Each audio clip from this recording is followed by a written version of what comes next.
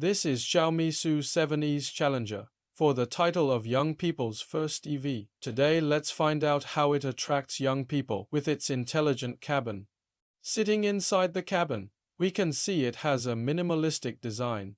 No dashboard, no HUD, just a center screen. In the center console area, there's no physical button, except the hazard light button above your head. Inside such a simple cabin, how does XPENG MONA MO3 attract young people? It's all about this control screen. The SoC it uses is Qualcomm Snapdragon 8155 with 16GB RAM and 128GB ROM. I think this is the first time we see RAM and ROM were stating on a spec sheet. Feels like we are getting closer to sell a phone than sell a car. With this mainstream hardware configuration, this ensures the OS can run smoothly, which can be found when you viewing this 3D model on the screen. Overall, it's very super smooth. No obvious latency comparing to some vehicle in the same price range. Moving on to software interacting experience on MONA MO3. How does it provide a smooth user experiences? The OS on MONA MO3 is not the same as XPENG's original OS. It uses a brand new individual OS only for MONA MO3. The biggest feature about this OS is hand gesture operation. In contrast to tapping, hand gestures don't require precise movement catching. In a certain level, this will improve the efficiency.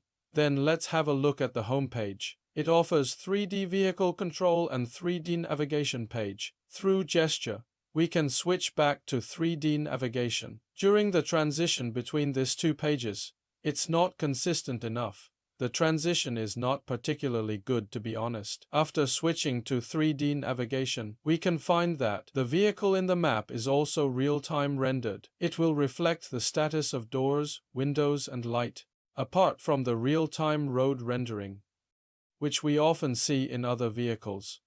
It also has buildings or plant rendering. This is quite exquisite in contrast.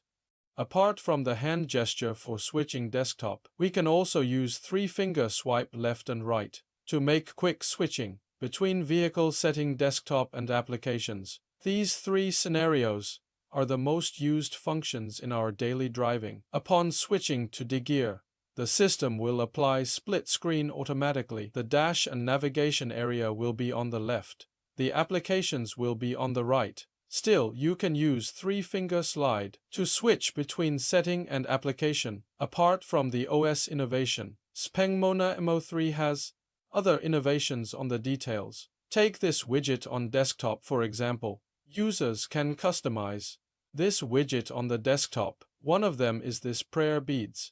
This has no relation to vehicle or driving directly, but it's more like a gimmick for fun, isn't it? Under the dock section, it's split into 4 cards: vehicle control, air conditioning, multimedia, and application. These 4 cards are individual and support customization. On each card, user can choose to add function to it. For example, this is vehicle control, this is air conditioning, and this is multimedia, and this is for application. We can see this is highly customizable. We all know that this car doesn't have a dashboard. All information are clustered to this upper left area on the screen. There are actually some clever thoughts in this area. The warning lights on dashboard is dynamic. First of all, everyone might knows that the dash warning lights, some of them have safety function requirement. In these lights position are dynamic. A special algorithm will also be needed. You can also control these lights by tapping.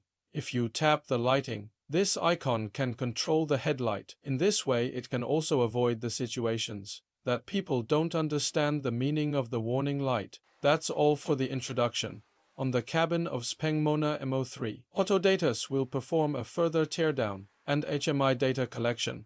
Thank you for watching.